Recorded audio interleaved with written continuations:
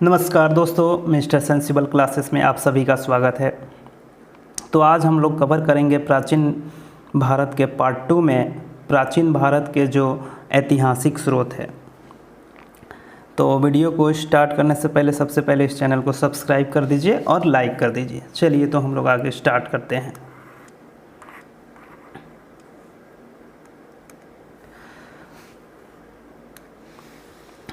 तो पहला जो क्लास था उसमें हम लोग वेद से समाप्त किए थे, तो वेद से ही हम लोग स्टार्ट करेंगे इस क्लास को। तो वेद के बारे में हम लोग सब पढ़ लिए थे। वेदों की कुल संख्या कितना है? 4 है। वेदों का अर्थ क्या होता है? ज्ञान होता है। और वेदों का अन्य नाम क्या क्या है? तो संहिता है और श्रुति है। वेद के संकलनकर्ता कौन थे? तो कृष्ण द्वैपायन वेद व्यास थे। पहला वेद हम लोग पढ़ेंगे या फिर पढ़े थे ऋग्वेद। और ऋग्वेद जो है सबसे प्राचीन वेद है और इस वेद में 10 मंडल हैं, 1028 सूक्त हैं और 10,462 ऋचाएँ हैं, जो अब 10,552 हो चुके हैं। ऋग्वेद के ऋचाओं को पढ़ने वाले को होत्री कहते हैं और इस वेद में स्रोत एवं प्रार्थनाओं का संकलन है और ईश्वर की महिमा का चर्चा भी ऋग्वेद में है। ऋग्वेद के 30 पांडुलिपियों को 2007 में यूनेस्को के मेमोरी ऑफ द वर्ल्ड में शामिल किया गया था। ठीक है, आगे हम लोग देखते हैं कि जो ऋग्वेद है, ऋग्वेद के 3 शाखा है या फिर इसको हम लोग कह सकते हैं 3 पार्ट है। 3 पार्ट में पहला जो है वो साकल है, दूसरा बालखिल्य है और तीसरा वास्कल है। साकल में 1017 सूक्त हैं, बालखिल्य में 18 सूक्त है और वास्कल में 56 मंत्र हैं। ठीक है, तो एग्ज़ाम में क्वेश्चन आता है कि ऋग्वेद के कितने भाग है या फिर कितने पार्ट है? तो ऋग्वेद के 3 पार्ट हैं। ठीक है, आगे आते हैं।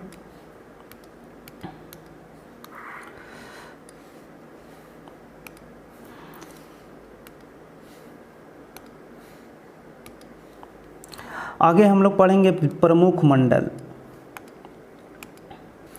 प्रमुख मंडल में हम लोग क्या पढ़ेंगे? तो प्रमुख मंडल है तो तीसरा मंडल है प्रमुख मंडल। तीसरा मंडल में विश्वामित्र के द्वारा, ये तीसरा जो मंडल है विश्वामित्र के द्वारा रचना किया गया है इसका।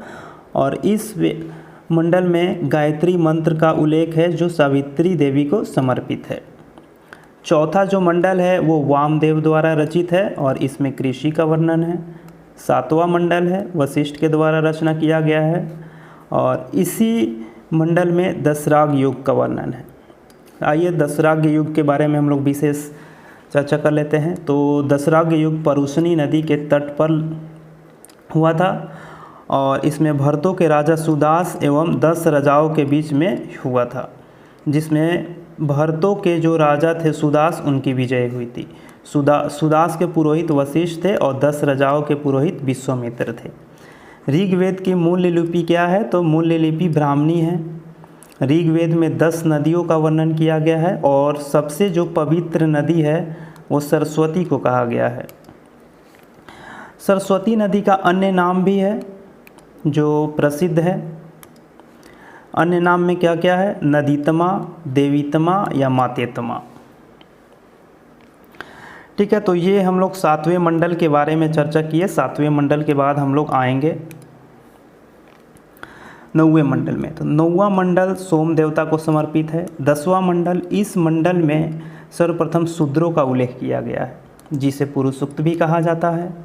और इसके अनुसार 4 वर्ण, जो ब्रह्मा के मुख से जन्म हुआ है उसे ब्राह्मण कहते हैं, भुजाओं से जिसका जन्म हुआ है उसे क्षत्रिय कहते हैं, जंघाओं से जिसका जन्म हुआ है उसे वैश्य कहते हैं और चरण से जिनका जन्म हुआ है उसे शूद्र कहते हैं।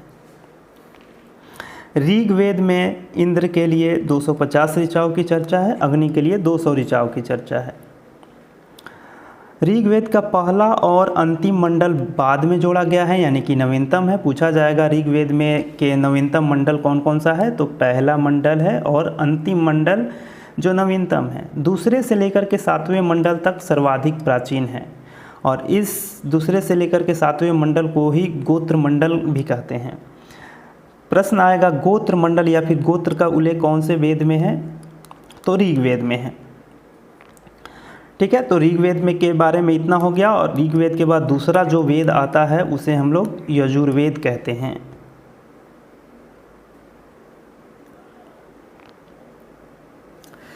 दूसरे वेद के बारे में हम लोग चर्चा करते हैं।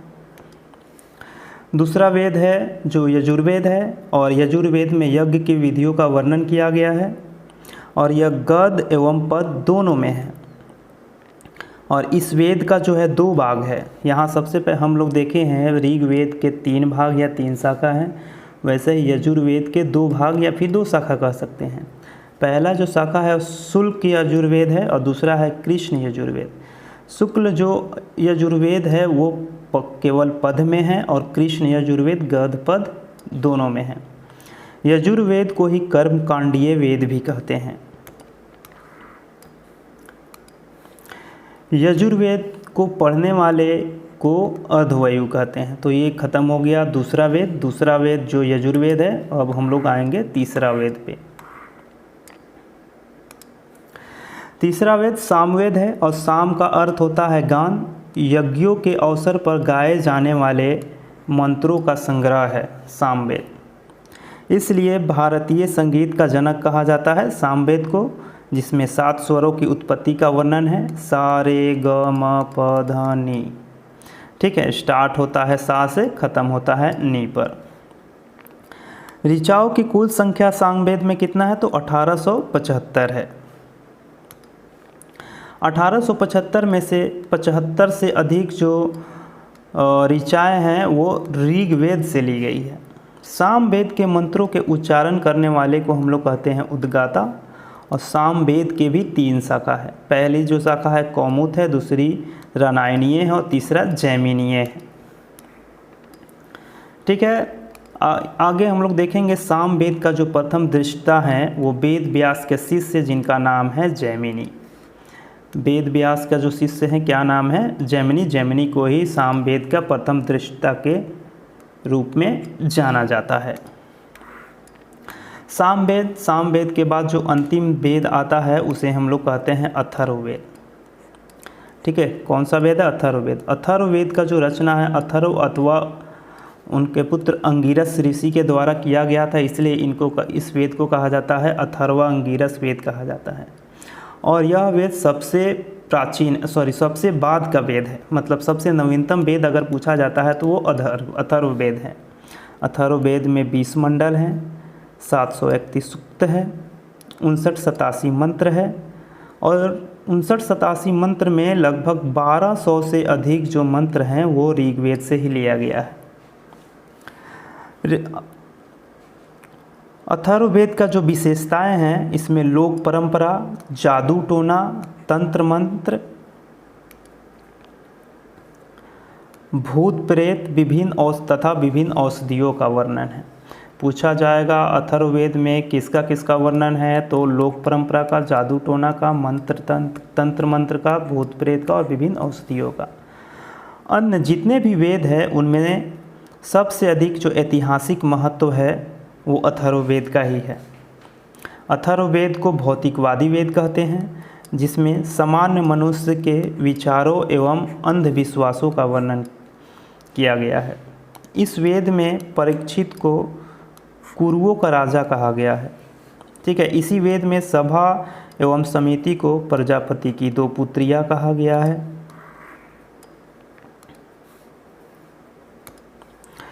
इस वेद को ब्रह्म वेद या फिर श्रेष्ठ वेद भी कहा जाता है। ठीक है, इसी वेद में अंग, मगध और अयोध्या का सर्वप्रथम उल्लेख मिलता है। सर्वप्रथम इतिहास शब्द का उल्लेख भी इसी वेद में मिलता है। इसकी 2 प्रमुख शाखाएं हैं। पहला शाखा का नाम शौनक है और दूसरे शाखा का नाम पिप्लाद है। इसके उच्चारणकर्ता को ब्रह्मा कहते हैं। तो यहाँ पर हम लोग पढ़े थे सभा और समिति को अथर्ववेद में प्रजापति की 2 पुत्रियाँ कहा गया है। सभा, तो सभा के हम लोग देखते हैं सभा के बारे में। सभा जो है कुलीन अथवा वृद्ध लोगों की संस्था थी और समिति समिति क्या थी? सर्वसाधारण लोगों की संस्था समिति थी। सभा कुलीन एवं वृद्ध लोगों की संस्था थी। ठीक है, आगे हम लोग देखेंगे। एक शब्द आता है वेद त्रय, मतलब 3 वेद। तो 3 वेद में कौन कौन सा वेद शामिल है? ऋग्वेद, यजुर्वेद और सामवेद। ये जो तीनों वेद है वेद त्रयी में शामिल है, और इसमें अथर्ववेद शामिल नहीं है।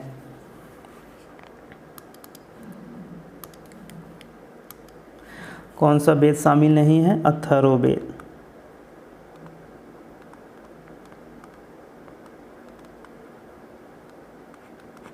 अथर्ववेद शामिल नहीं है। एक और शब्द आता है प्रस्थांतरी। ठीक है, इसमें गीता, उपनिषद एवं ब्रह्मसूत्र है। आगे हम लोग आते हैं, आगे देखते हैं। पीछे जितने भी हम लोग वेद पढ़े हैं, 4 वेद, उन सभी का एक बार समग्र अध्ययन कर लेते हैं। तो ऋग्वेद का अगर ब्राह्मण ग्रंथ पूछा जाता है, अर्ण्यक कौन कौन सा है ये पूछा जाएगा, उपनिषद कौन कौन सा है ये पूछा जाएगा, उपवेद कौन कौन सा है ये पूछा जाएगा, या फिर उच्चारणकर्ता कौन कौन है को क्या क्या बोलते हैं वो ये पूछा जाएगा, और सूक्त कितने हैं ये पूछा जाएगा। तो सबसे पहले हम लोग चर्चा करते हैं ऋग्वेद के बारे में। तो ऋग्वेद का जो ब्राह्मण ग्रंथ है ऐतरेय एवं कौशितकी है। ऋग्वेद का ब्राह्मण ग्रंथ कौन कौन सा है? ऐतरेय है और कौशितकी है। ऋग्वेद का अर्ण्यक कौन कौन सा है? तो ऋग्वेद का अर्ण्यक भी ऐतरेय और कौशितकी है। ऋग्वेद का उपनिषद ऐतरेय एवं कौशितकी है। ऋग्वेद का जो उपवेद है वो आयुर्वेद है, जिसके रचना प्रजापति हैं। ऋग्वेद के उच्चारणकर्ता को होत्री कहते हैं, और ऋग्वेद में 1028 सूक्त हैं। अगला जो वेद है वो यजुर्वेद है। यजुर्वेद का ब्राह्मण ग्रंथ तैत्तिरीय है एवं शतपथ है। यजुर्वेद का अर्ण्यक तैत्तिरीय, शतपथ एवं बृहदारण्यक है। इसके उपनिषद के बारे में देखते हैं। तो उपनिषद में तैत्तिरीय, कंठ, इस, बृहदारण्यक, श्वेताश्वर एवं मैत्राणी यजुर्वेद के उपनिषद है। यजुर्वेद का उपयोग धनुर्वेद है, जिसके रचना विश्वामित्र ने किया है। यजुर्वेद को पढ़ने वाले को अधवयु कहते हैं। ठीक है, तो ये हो गया सेकेंड वेद। अब हम लोग आएंगे थर्ड वेद पे। तीसरा जो वेद है वो सामवेद है।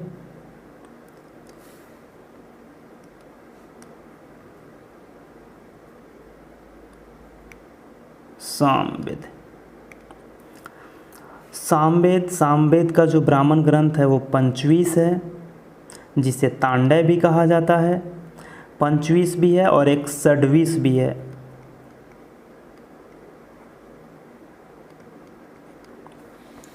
ठीक है, जिसे तांडय कहा जाता है। दूसरा जो है वो जैमिनीय है। सामवेद का अर्ण्यक जैमिनीय एवं छांदोग्य है। सामवेद का उपनिषद जैमिनीय, छांदोग्य एवं केन है। सामवेद का उपवेद जो है गंधर्ववेद है, जिसकी रचना नारद ने की है।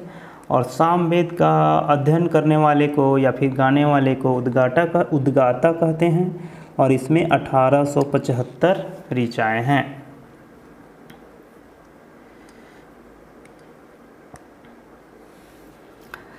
ठीक है, आगे हम लोग देखते हैं। अगला जो वेद है अंतिम वेद है, और इस वेद को हम लोग अथर्ववेद कहते हैं। इसका ब्राह्मण ग्रंथ गोपद है।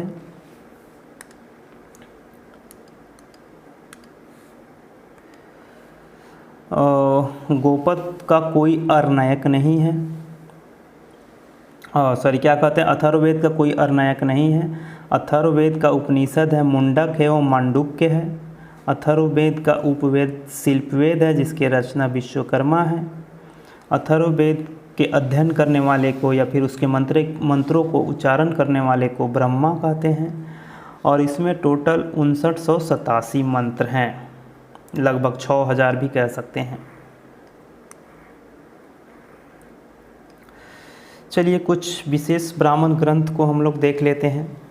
तो पहला हम लोग देखेंगे सतपथ ब्राह्मण के बारे में। सतपथ ब्राह्मण शुक्ल यजुर्वेद का ब्राह्मण ग्रंथ है और सबसे प्राचीनतम है एवं सबसे बड़ा है। पूछा जाएगा सबसे प्राचीन ब्राह्मण ग्रंथ कौन है, तो नाम है उसका सतपथ ब्राह्मण, और सबसे प्राचीन है, सबसे बड़ा भी है।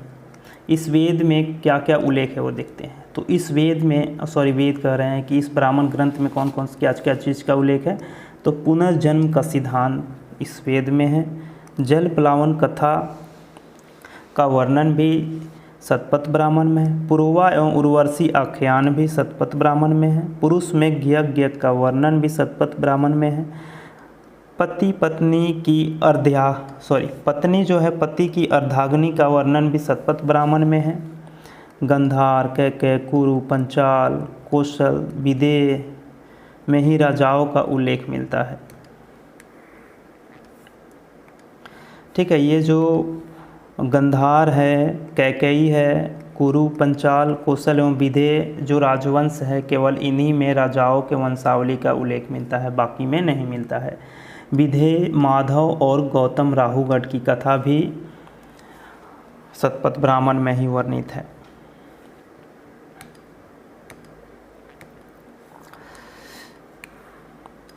और साथ में देख लेते हैं याज्ञवल्क्य और मैत्रेयी का संवाद का भी सतपथ ब्राह्मण में वर्णन है।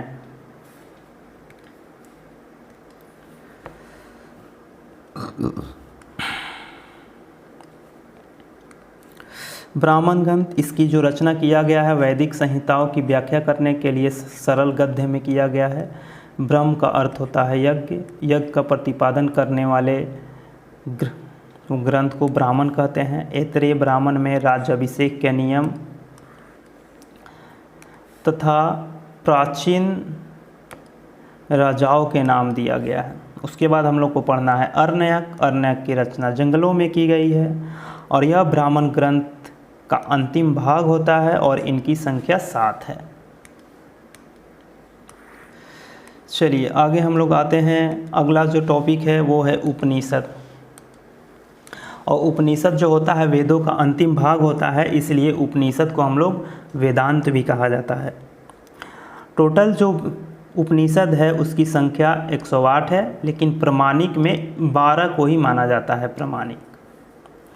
उपनिषद जो है दर्शन पर आधारित है, जिसका अर्थ होता है ज्ञान प्राप्ति हेतु शिष्य का गुरु के समीप बैठना। पहले ही बता चुके हैं कि यह वेदों का अंतिम भाग है, इसलिए इसे वेदांत कहा जाता है। चलिए कुछ प्रमुख हम लोग उपनिषद के बारे में जिक्र कर लेते हैं। तो पहला जो उपनिषद है वो श्वेताश्वर उपनिषद है और इसमें मोक्ष का पहला उल्लेख है। मोक्ष के साथ साथ मृत्यु का भी पहला उल्लेख है। ठीक है, दूसरा जो है वो बृहदारण्यक उपनिषद है। बृहदारण्यक उपनिषद में याज्ञवल्क्य एवं गारी का संवाद है और इसी उपनिषद में तमसोमा ज्योतिर्गमय का भी उल्लेख है। इसी में पुनर्जन्म का सिद्धांत का भी वर्णन है। अगला जो है वो छांदोग्य उपनिषद है। छांदोग्य उपनिषद को सर्वाधिक प्राचीन उपनिषद कहा जाता है और इस उपनिषद में 3 आश्रमों का उल्लेख है। वो 3 आश्रम कौन कौन से हैं वो देख लेते हैं। 3 आश्रम में पहला जो है वो ब्रह्मचर्य है, दूसरा है गृहस्थ है और तीसरा है वानप्रस्थ है। छांदोग्य उपनिषद में ही देवकी नंदन कृष्ण का प्रथम उल्लेख है और इसी उपनिषद में सत्यकाम जाबाल कथा का भी वर्णन है। अगला जो उपनिषद आता है वो है जाबालोपनिषद है और इस उपनिषद में 4 आश्रमों का उल्लेख है। 4 कौन कौन से हैं देख लेते हैं। पहला तो 3 हो गया, ब्रह्मचर्य, गृहस्थ और वानप्रस्थ। जो चौथा है वो संन्यास है। ठीक है, अगला जो उपनिषद है वो मुंडक उपनिषद है। मुंडक उपनिषद से सत्यमेव जयते की जानकारी हमें प्राप्त होती है। अगला जो उपनिषद है वो कठोपनिषद है। कठोपनिषद जिसमें यम एवं नचिकेता का संवाद वर्णित है। अगला जो उपनिषद है उसे हम लोग ऐतरेय उपनिषद कहते हैं। बौद्ध धर्म के अष्टांगिक मार्ग का उल्लेख ऐतरेय उपनिषद में है। नेक्स्ट अगला जो है वो ईशोपनिषद है। गीता का निष्काम कर्म जो है वो ईशा उपनिषद में है। तो हमने पहले ही आपको बताया है कि उपनिषद तो वास्तव में कितने हैं, 108 हैं। वास्तव में जो उपनिषद का कुल संख्या 108 है, लेकिन उनमें से प्रमाणिक केवल 12 ही हैं। उन 12 का नाम जिक्र कर लेते हैं। इस उपनिषद, केन उपनिषद, कंठ उपनिषद, प्रश्न उपनिषद, मुंडक उपनिषद, मांडुक्य उपनिषद, ऐतरेय उपनिषद, छंदोग्य उपनिषद, श्वेताश्वर उपनिषद, कौशितकी उपनिषद और बृहदारण्यक उपनिषद। 12 हो गया। 1 2 3 4 5 6 7 8 9 10 और 2 12 हो गया। उपनिषद हम लोग पढ़ लिए।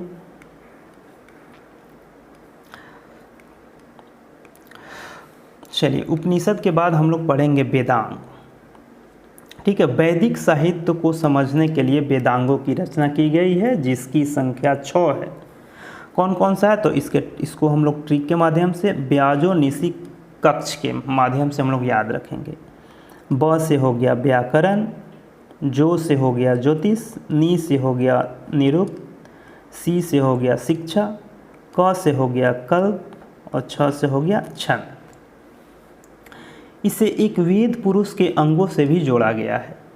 ठीक है, जैसे आँख, आँख से है ज्योतिषी की वर्णन, कान, कान से निरुक्त संबंधित है, तीसरा जो है नासिका से शिक्षा संबंधित है, मुख से व्याकरण संबंधित है, हाथ से कल्प संबंधित है और पैर से छंद संबंधित है।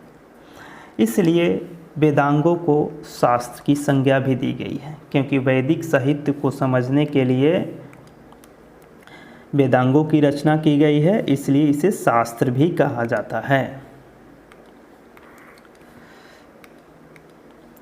वेदांगों के बाद हम लोग देखेंगे पुराण के बारे में।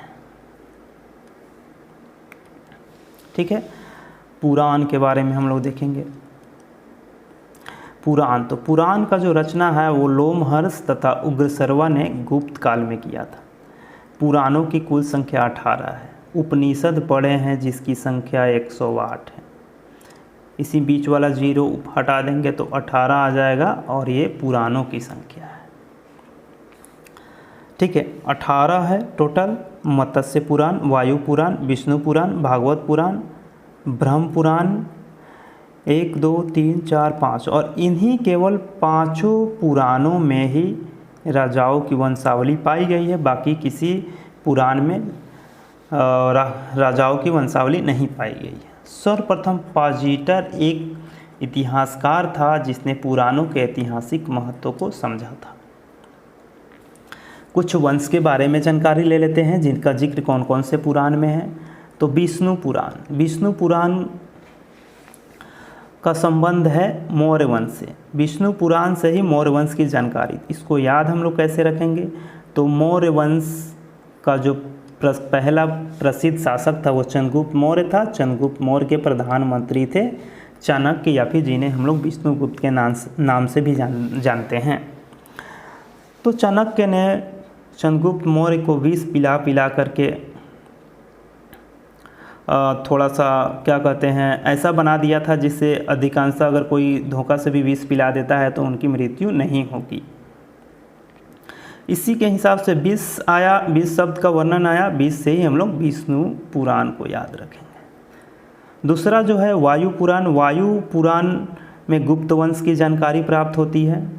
गुप्त, तो वायु गुप्त ही होता है। ठीक है, अगला जो पुराण है वो मत्स्य पुराण है। मत्स्य पुराण से ही हमें सातवाहन वंश एवं शुंग वंश की जानकारी मिलती है। इसमें आ रहा है स, इसमें भी सातवाहन, इसमें भी स आ रहा है तो शुंग आ रहा है, तो हम लोग मत्स्य पुराण याद कर लेंगे। ठीक है, नेक्स्ट पुराण जो है अग्नि पुराण है। अग्नि पुराण में राजतंत्र एवं कृषि का वर्णन है। तो हमने पुराणों को भी पढ़ लिया। पुराण के बाद हम लोग पढ़ेंगे स्मृति के बारे में। स्मृति, स्मृति जो होता है वो कानून, हिंदू धर्म का कानूनी ग्रंथ होता है। ठीक है, जर्मन दार्शनिक नीत्शे का कथन है, बाइबिल को जला दो, मनुस्मृति को अपनाओ। पूछा जाएगा एग्ज़ाम में, यह किसका कथन है? बाइबिल को जला दो और मनुस्मृति को अपनाओ। तो ये जर्मन दार्शनिक जिसका नाम है नीत्शे है। कुछ महत्वपूर्ण स्मृति के बारे में हम लोग जिक्र कर लेते हैं। तो सबसे प्राचीन जो स्मृति है वो मनुस्मृति है। मनुस्मृति से शुंग एवं सातवाहन वंश की जानकारी हमें प्राप्त होती है। अगला है नारद स्मृति। नारद स्मृति से दासों की मुक्ति का उल्लेख मिलता है। कात्यायन स्मृति। कात्यायन स्मृति से आर्थिक गतिविधियों का उल्लेख मिलता है। ठीक है, तो ये हम लोगों ने स्मृति ख़त्म कर लिया। अगला जो साहित्य है वो हम लोग बौद्ध साहित्य के बारे में पढ़ेंगे। बौद्ध साहित्य, तो सबसे प्राचीन बौद्ध ग्रंथ जो है त्रिपिटक है और त्रिपिटक को पाली भाषा में लिखा गया है। ठीक है, त्रिपिटक को पाली भाषा में लिखा गया। और त्रिपिटक, त्रि का मतलब तीन, यानी कि पिटक जो है वो तीन, पिटक के जो है तीन भाग हैं। पहला है उसे हम लोग विनय पिटक कहते हैं, दूसरा है उसे सूत पिटक कहते हैं, और तीसरा जो है अधिधम पिटक भी कहते हैं। तो विनय पिटक, विनय में संघ से संबंधित नियमों का वर्णन है। इसमें आ रहा है न, तो न से याद रखेंगे नियम। ठीक है, बौद्ध संघ से संबंधित जो नियम है उसका वर्णन या फिर उसका उल्लेख जो है विनय पिटक में किया गया है। और इस विनय पिटक के जो रचना है उन कौन किए हैं? उपाली किए हैं। और विनय पिटक का ही एक ग्रंथ है जिसे हम लोग महावस्तु कहते हैं। अगला जो पिटक है वो सूत पिटक है। सूत पिटक में बुद्ध के उपदेशों का संग्रह है। ठीक है, बुद्ध के उपदेशों का संग्रह कौन से पिटक में है? तो सूत पिटक में है। और इस पिटक का जो रचना है वो आनंद ने किया है। ठीक है, आनंद, और आ में ही ऊ आ रहा है तो याद रखेंगे आनंद जो है बुद्ध के उपदेशों के संग्रह से जो रिलेटेड पिटक है, यानी कि सूत पिटक है, उसका रचना आनंद ने किया है। आनंद गौतम बुद्ध के सबसे प्रिय शिष्य थे। इसके 5 भागों में से अंगुत्तर निकाय बहुत चर्चित है। अंगुत्तर निकाय इसलिए चर्चित है क्योंकि इसमें 16 महाजन पदों की सूची दिया गया है। ठीक है, और इस सूत पिटक को ही बौद्धों का इंसाइक्लोपीडिया कहा जाता है। सूत पिटक को बौद्धों का इंसाइक्लोपीडिया कहा जाता है। बौद्धों का इंसाइक्लोपीडिया पूछा जाएगा कौन से पिटक को कहा जाता है? तो सूत पिटक को कहा जाता है। अगला जो पिटक है वो है अधिधम पिटक है। और इस पिटक में दार्शनिक सिद्धांतों का वर्णन है। इसकी रचना मोगलीपुत्तिस ने की है। और इस पिटक की रचना 3rd बौद्ध संगीति यानी तीसरे बौद्ध संगीति के समय हुआ है। ये तीनों पिटक बहुत ही महत्वपूर्ण है। तीनों पिटक से संबंधित जो वर्णन है उसको याद रखना है, उसके रचना कौन किए हैं ये याद रखना है। और सबसे जो महत्वपूर्ण क्वेश्चन ये हो गया, पूछा जाएगा बौद्ध की कौन से पिटक को या फिर कौन से ग्रंथ को बौद्धों का इंसाइक्लोपीडिया कहा जाता है?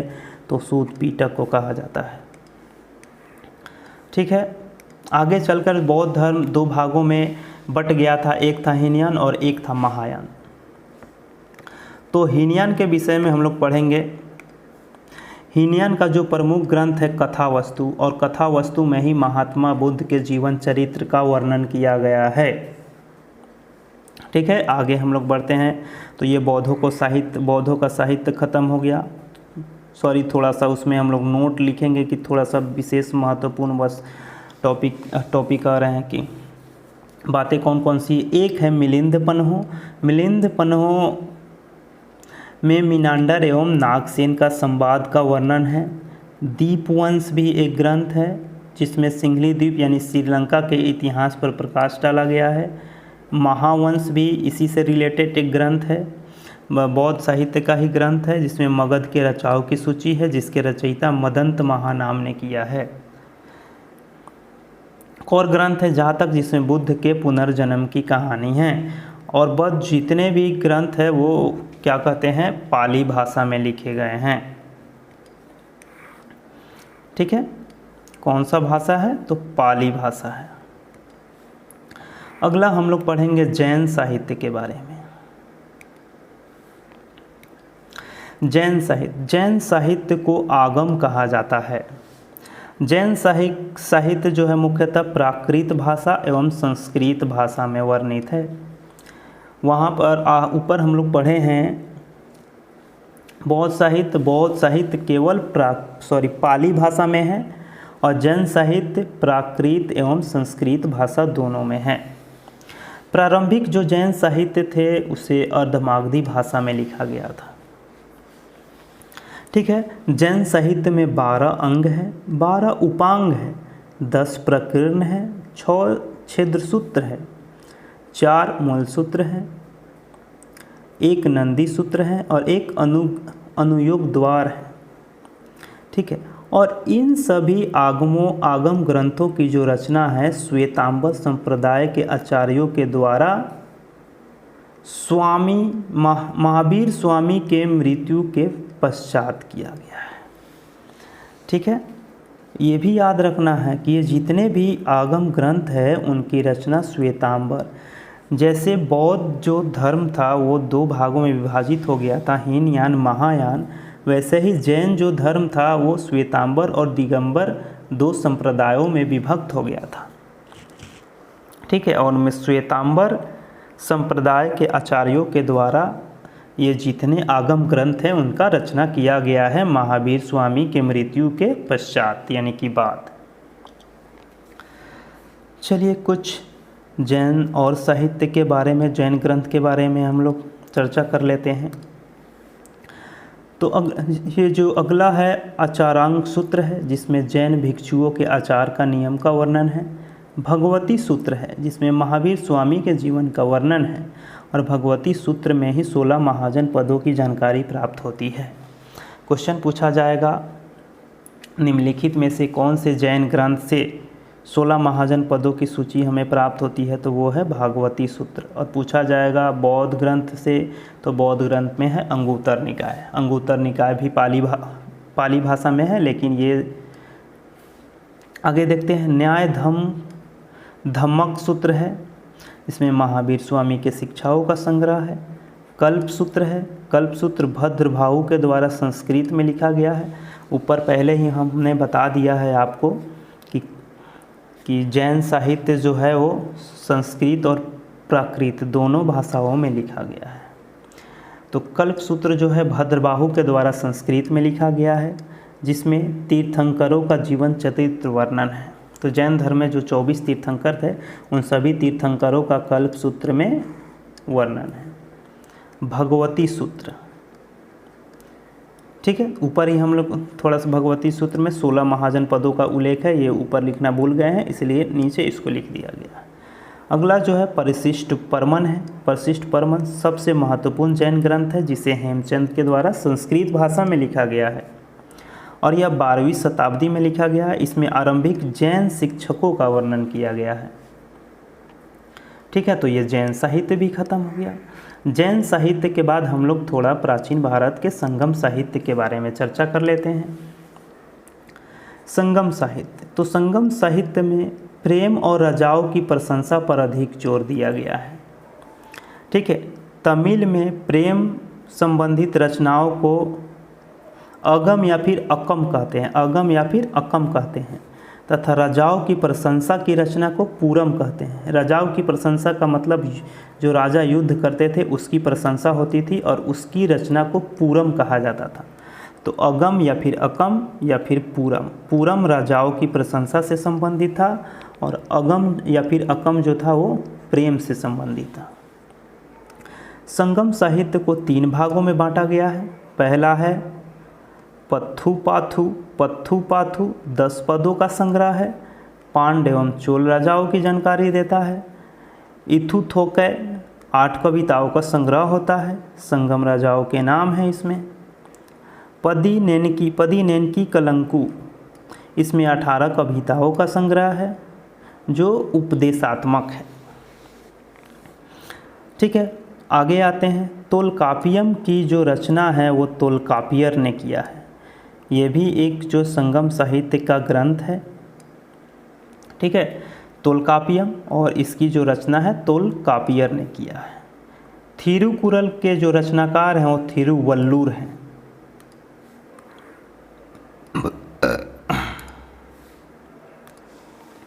ठीक है, अगला जो है अहनानूर की जो रचना किए हैं वो रुद्र शर्मन ने किया है।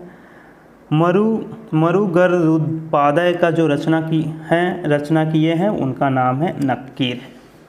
आगे 3 महाकाव्यों का वर्णन है। वैसे तो 5 महाकाव्य हैं संगम साहित्य में, लेकिन विशेषकर 3 ही महत्वपूर्ण हैं, और 3 महत्वपूर्ण महाकाव्य कौन कौन हैं आगे हम लोग पढ़ते हैं। पहला जो है वो है शिल्पाधिकारम। शिल्पाधिकारम का जो रचना है वो चेर राजकुमार, चेर वंश के जो राजकुमार थे इलांगो अदिगल ने किया है।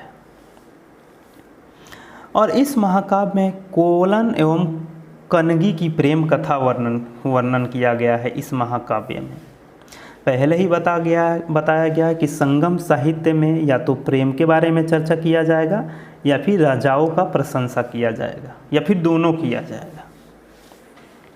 ठीक है, तो शिल्पाधिकारम के रचनाकार इलांगो अदिगल है, और इलांगो अदिगल ने शिल्पाधिकारम में कोलन एवं कनगी की प्रेम कथा का वर्णन किया है। ठीक है, और बाद में इन्होंने लिखा है कि कोलन जो है अपनी पत्नी कनगी की उपेक्षा करके एक माधवी नामक वेश्या से प्रेम करने लगता है।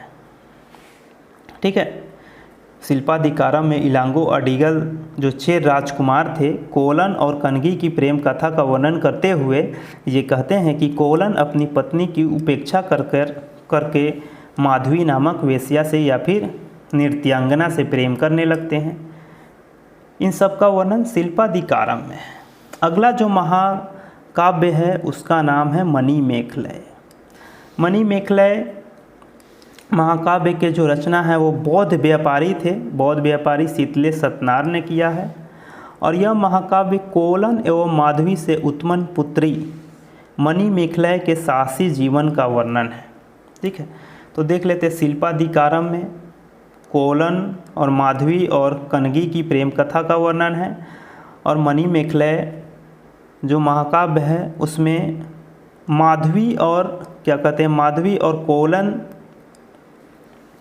की पुत्री मणिमेखलय के साहसिक जीवन का वर्णन है, तथा इसी में मणिमेखलय से उदय कुमारन की प्रेम कथा का भी वर्णन है मणिमेखलय में, जिसकी रचना बौद्ध व्यापारी शीतले सतनार के द्वारा किया गया है।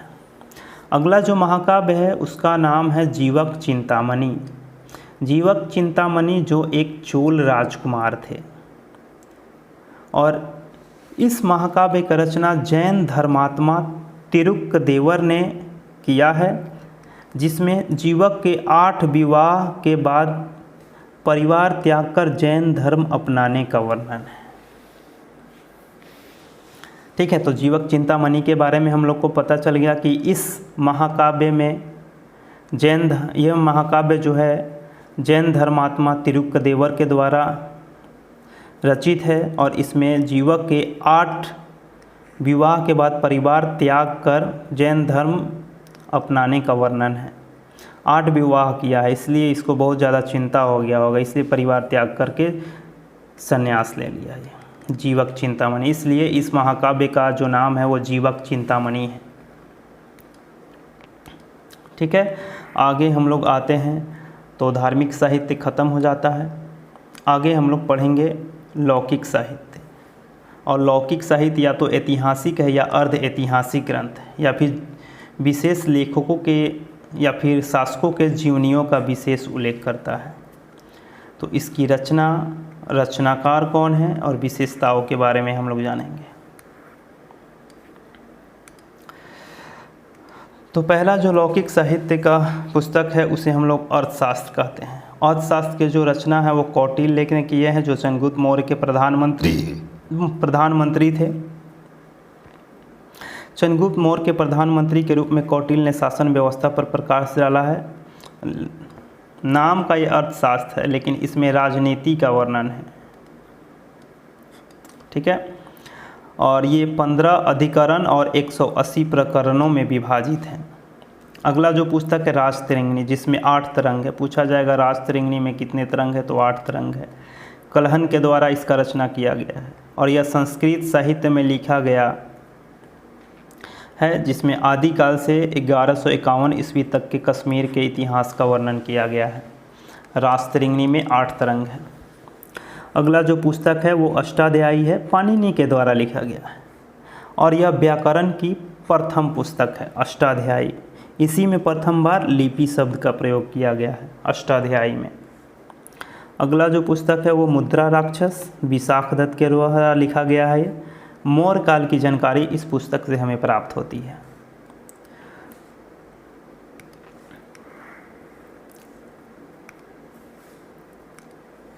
अगला पुस्तक है महाभाष्य, जो अष्टाध्यायी पर एक टीका है, पतंजलि के द्वारा लिखा गया है और इसमें पुष्यमित्र शुंग के विषय के बारे में भी जानकारी मिला है। पूछा जाएगा शुंग वंश की जानकारी कौन से ग्रंथ से प्राप्त होती है या फिर कौन से पुस्तक थे, तो महाभाष्य से प्राप्त होती है। कथा सरित्र सागर के रचयिता सोमदेव है, इससे भी मौर्य काल की जानकारी प्राप्त होती है। बृहत कथा मंजरी के लेखक कौन है, क्षेमेंद्र है, इससे भी मौर्य काल की जानकारी प्राप्त होती है। नीतिसार के लेखक कामंदक है, इससे गुप्तकालीन राजतंत्र पर प्रकाश डाला है इसने। मालविकाग्निमित्रम कालिदास के द्वारा रचित है, शुंग वंश की जानकारी देता है। मृक्षकटिकम शूद्रक के द्वारा रचित है, गुप्तकालीन समाज का वर्णन करता है। हर्ष चरित्र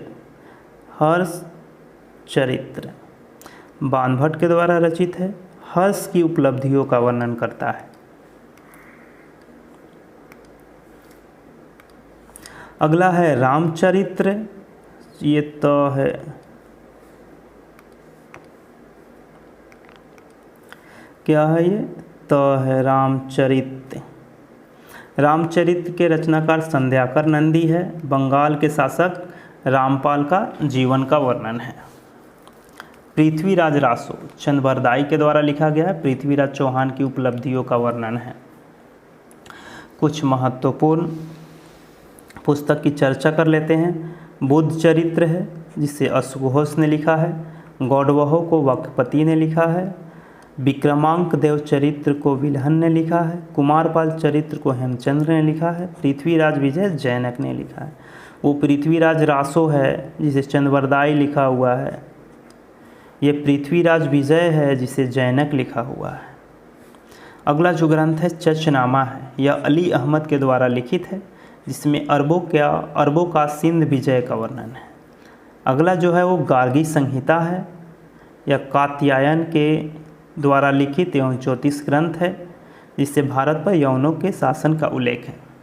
देखिए, अगर इस क्लास से आपको बहुत तेज़ होने का क्या कहते हैं अनुभव हो रहा है, तो इसका स्पीड स्लो कर लीजिए, या फिर आपको बहुत तेज़ कि आपको बहुत धीरे लग रहा है तो इसको तेज़ कर लीजिए, और बहुत तेज़ लग रहा है तो इसे थोड़ा सा इसका जो स्पीड है 1.5 कर लीजिए या फिर 0.5 कर लीजिए, ठीक है। बाकी जो स्पीड रहेगा पढ़ाने का वो यही रहेगा।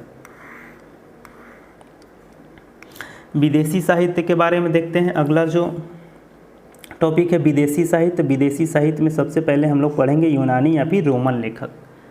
पहला जो है वो टेसियस है, जो ईरान का राजवैद्य था। दूसरा जो है हेरोडोटस, जिसको हम लोग पहले ही चर्चा कर लिए हैं। इन्हें इतिहास का पिता कहा जाता है। इन्होंने एक पुस्तक लिखा है जिनका नाम है हिस्टोरिका, ठीक है। कुछ ऐसे इतिहासकार थे जो सिकंदर के साथ भारत आए थे, उनमें प्रमुख है निर्याकस, आर्नेसिक्रटस और अरिस्टोबुलस। मेगास्थनीज जो सेल्यूकस निकेटर का राजदूत था, चंद्रगुप्त मौर्य के दरबार में आया था। पूछा जाएगा आपसे मेगास्थनीज किसके दरबार में आया था या फिर किसका राजदूत था, तो सेल्यूकस निकेटर का राजदूत था, चंद्रगुप्त मौर्य के दरबार में आया था।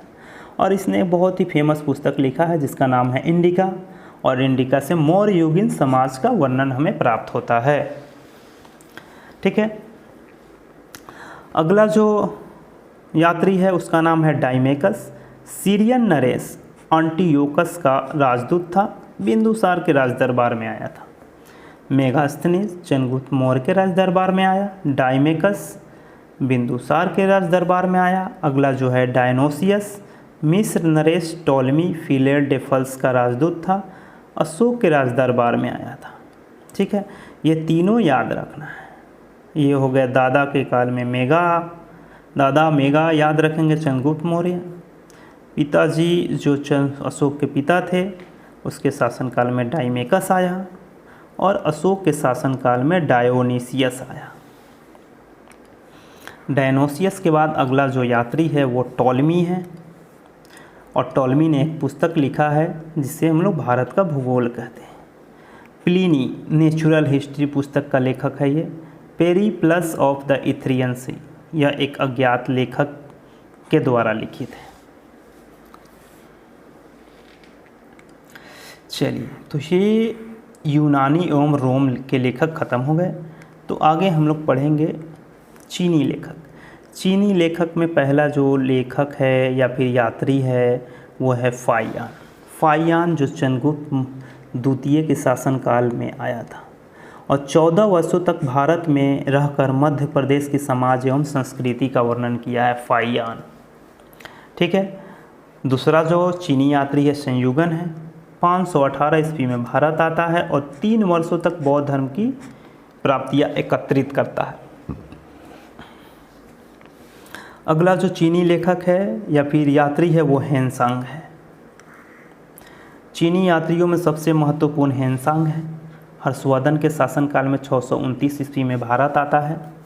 सीयूकी नामक पुस्तक का रचना करता है जिसमें 108 देशों का विवरण मिलता है। हर्षवर्धन कालीन भारतीय समाज, धर्म तथा संस्कृति का भी वर्णन सीयूकी में ये करता है। यह बिहार में नालंदा विश्वविद्यालय में बौद्ध धर्म की शिक्षा ग्रहण करने आया था। ठीक है, हेनसांग बिहार के नालंदा विश्वविद्यालय में बौद्ध धर्म की शिक्षा ग्रहण करने आया था। 16 वर्षों तक भारत में रहा और उसके पश्चात 645 ईस्वी में चीन लौट गया। 600 कितना में आया था, यह 29 में आता है, और 16 वर्ष की यात्रा के पश्चात 16 वर्ष भारत में रहने के बाद 645 ईस्वी में ये भारत से लौट जाता है। ठीक है, हेनसांग है, तो हेनसांग को ही यात्रियों का राजकुमार कहा जाता है। तीर्थयात्री या फिर यात्री का राजकुमार कहा जाता है हेनसांग को ही यात्रियों का राजकुमार या फिर शाक्य मुनि कहा जाता है या फिर नीति का पंडित कहा जाता है। ठीक है, अगला जो लेखक है या फिर इतिहासकार है या फिर जिसको कहते हैं यह यात्री है, उसका नाम है ईद सिंह। 7वीं शताब्दी के अंत में भारत आया। नालंदा विक्रमशिला विश्वविद्यालय के साथ साथ अपने समय के भारत का वर्णन किया। 2 अन्य लेखक भी है जो क्या कहते हैं चीनी है, मातुआनलिन और वीली। मातुआनलिन हर्ष के पूर्वी अभियानों का वर्णन करता है और वीली हेनसांग का जीवनी लिखा है। ठीक है, हेनसांग वही हेनसांग जो हर्षवर्धन के शासनकाल में आया था, जिसे तीर्थयात्रियों का राजकुमार कहा जाता है, शाक्य मुनि भी कहा जाता है, नीति का पंडित भी कहा जाता है। ठीक है, और ये हेनसांग का जीवनी लिखता है और उसमें हर्षकालीन समाज का विवरण मिलता है। चलिए आगे जो हम लोग पढ़ेंगे वो अरबी लेखक के बारे में पढ़ेंगे। अरबी जो लेखक है उसमें पहला जो अल बरूनी के बारे में हम लोग पढ़ेंगे। यह महमूद गजनवी के साथ भारत आया था 11वीं सदी में।